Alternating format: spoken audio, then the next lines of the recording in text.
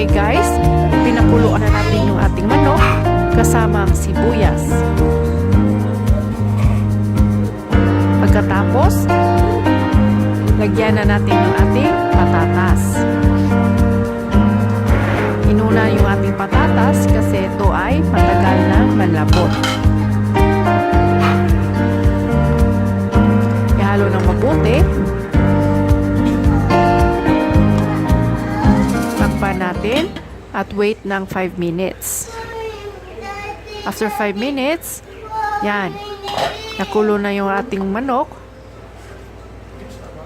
Sunod na yung ating saging sasaba.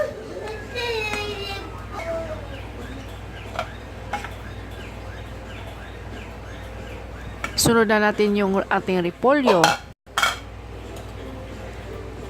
Takpan natin ulit at wait ng another 5 minutes.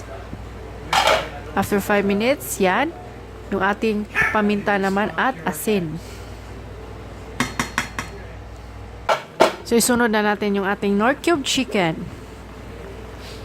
I-mix natin ng maigi. Yan. So, tapos na tayo guys. Excited na ba kayo? Ito yung finished product natin.